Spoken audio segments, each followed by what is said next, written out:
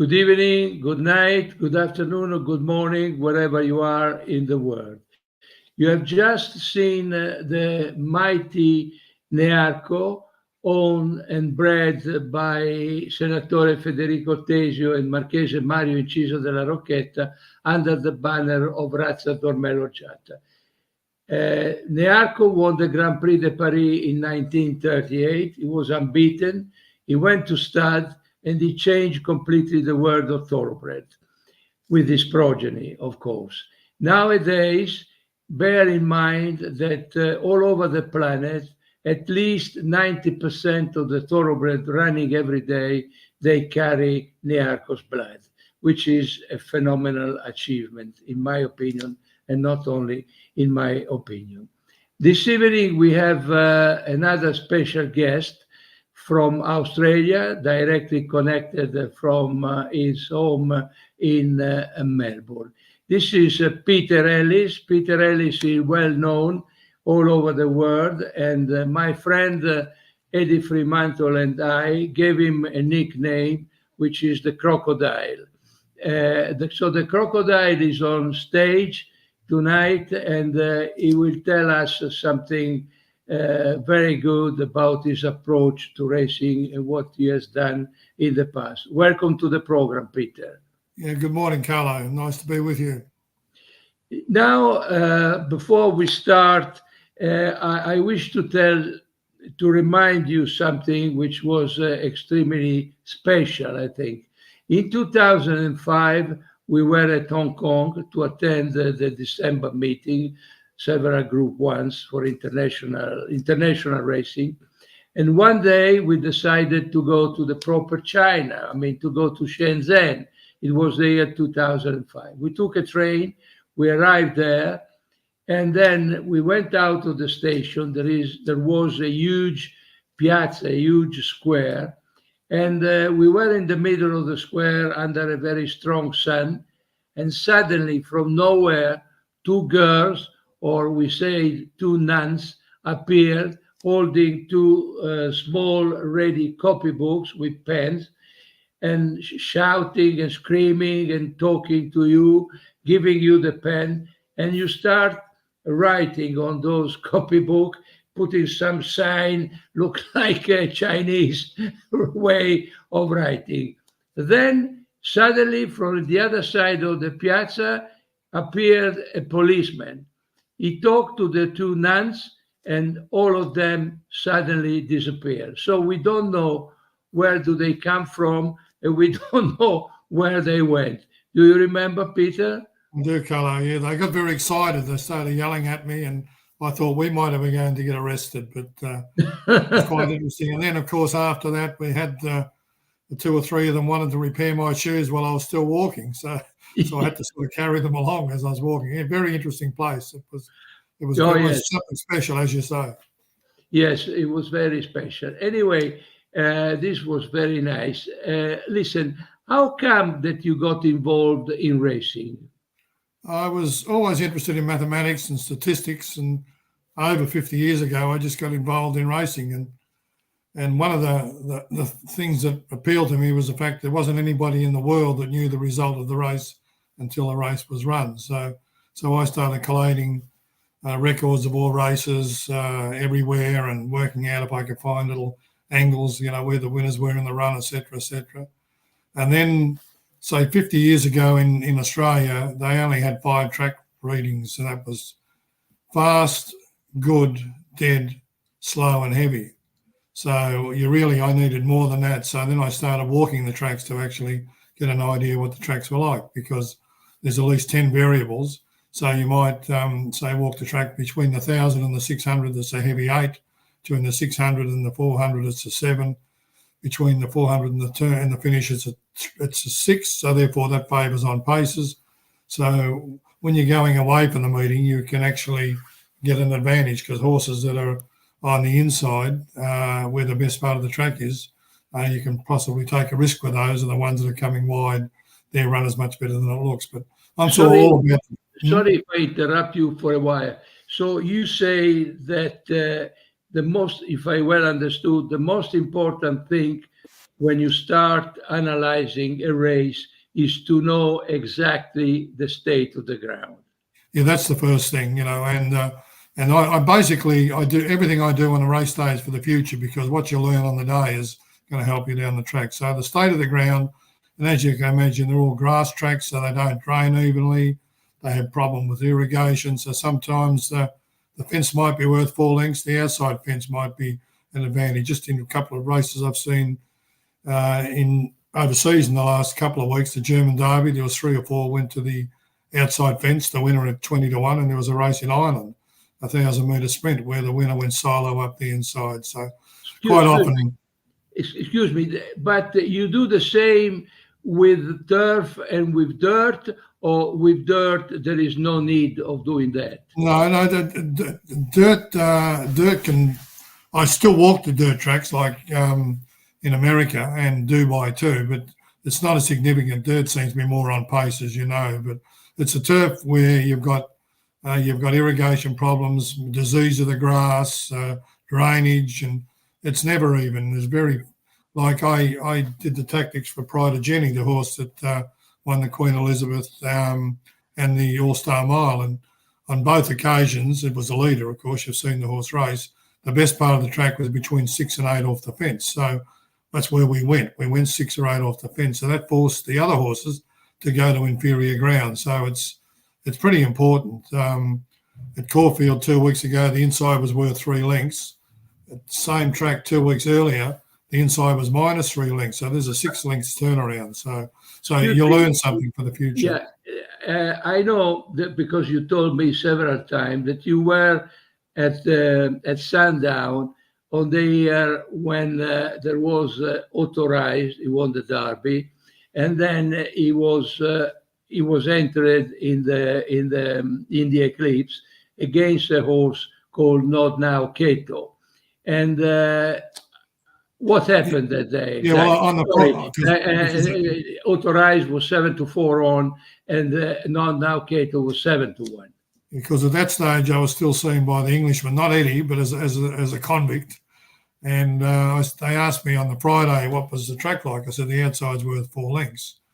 And then on the Saturday I walked it a couple of times again, and they said, "What's it like?" I said 4 lengths. And of course the first race at Sandown's a sprint, so it's up the middle. And the second race is a mile race, and all the horses stayed on the inside. So one of the Englishmen said to me, "I thought you said the outside was best." I said, "It is. It's not my fault. They all have gone to the inside." So anyway, the next race was the Eclipse. Ryan Moore was out walking the track when I was.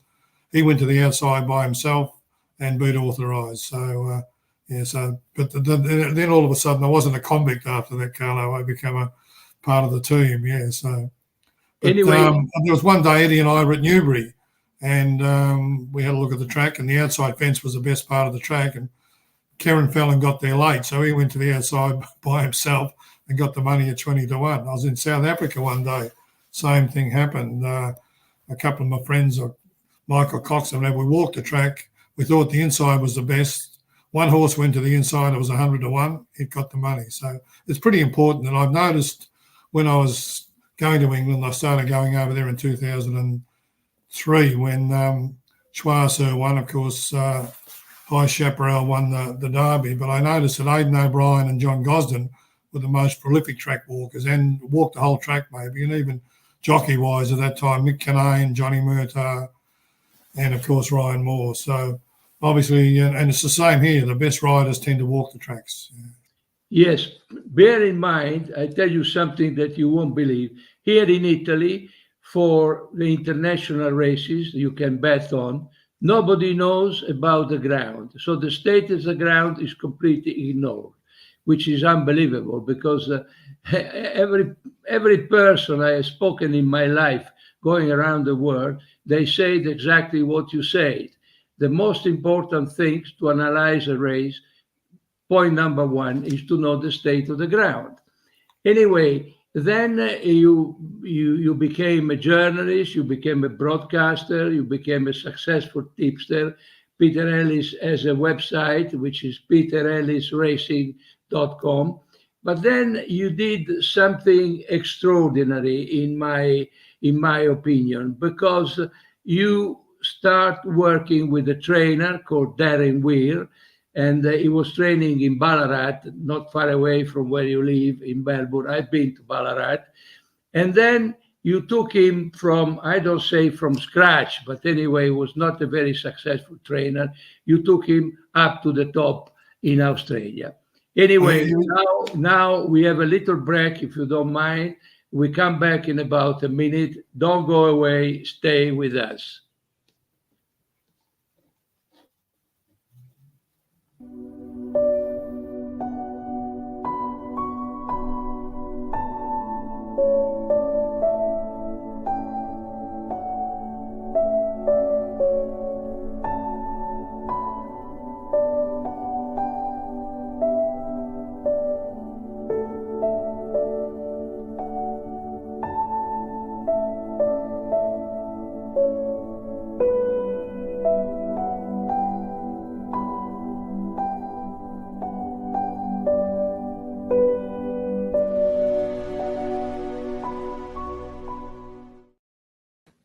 Now we are back with Peter Ellis and with the story about Darren Weir. Yeah, he was always a very good trainer, Carlo. Darren just didn't probably have the right horses. But he came to me one day, I think it was about 2011, at Ballarat, and said, have I done the speed maps for a certain race? A horse called Lord of Brazil actually was in the Miners' Cup, and I said I had. So he said, can you help me? Then he said he wanted to go to a new level, so could I help him full time? So I started with him, and we the first sort of 8 months, I think we went up to about 47 winners, and the next year 100. But the difference was he used to leave the tactics up to the jockeys. So with me, he introduced somebody that actually studied races for the 30 years prior, where you had to be to win the right programs, and using that, and we had great success. So I think 26 Group 1s, the Melbourne Cup with Prince of Penzance, and Darren Dance is a well-known owner. He asked me to do the tactics for the following Melbourne Cup with Heartbreak City, which we got beaten ahead in that race for Tony Martin. So, and as I mentioned, Tony Otterbrae's asked me to help him with Pride of Jenny in the this year. So she won the All-Star Mile of Queen Elizabeth and just got beaten in the Australian Cup. So what you did basically was suggesting where to enter the horses, and then talking to the jockeys, because you walk the track, explaining them where to be positioned, where to go, and what to do, if I well understand. Yeah, so I actually produced a tactical sheet for the jockeys to read, which was a speed map, something on the main 6 or 7 chances of where they should be in the run, etc. And then Darren, instead of me telling him and he telling the jockey, so I give him the tactical sheet, he'd tick it off, and then I would talk to the jockey direct.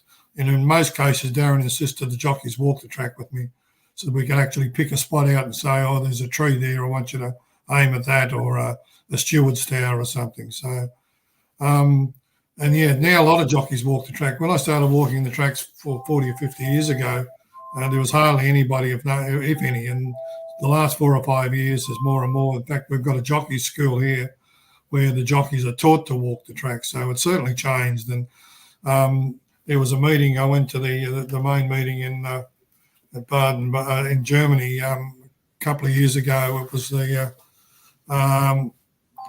Group 1 there anyway, Hopping Garden. And I walked the track. There was one other jockey walking the track, and that was Pellier. And I got to the 600, and the inside was inferior. And Pellier, I didn't see any other riders on the track. So I come to the 600. Pellier's gone 3 wide and got around the bad spot, won the Group 3, then won the Group 1. So it's pretty important, and the better jockeys tend to do it. I tell you something, over, let's say, around 55 years ago, in Italy, there was a great guy. And then he was a punter. He was a owner of horses. His name was Fulvio Adami. This guy, he had, I'm talking about 55 years ago, he received the time form, and then he started studying the form, the rating, all those things.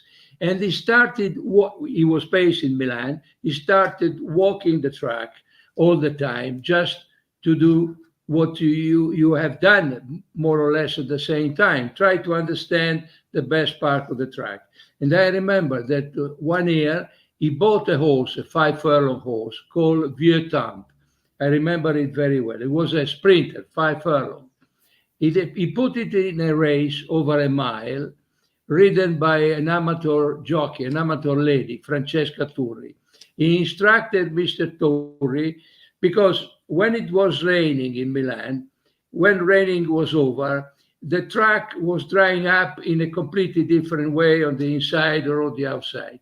So he told this lady to go all over the track on the outside. You know, everybody say, this lady is crazy. She will lose 10 lengths at least, you know. All the other horses were stuck along the rail. She came very wide. She won by 10 lengths with a 5 furlong horse. Then he won over a mile. And then was more or less what you have done since then. Because the weather certainly comes into it, and the wind, and also evaporation. So a lot of the tracks these days are heavily watered. So in some areas, as you can imagine, evaporate quicker than others, and that tends to be the best part of the track. So it's pretty important. I think it's very important. It's amazing the amount of horses that actually win because they're in the right part of the track.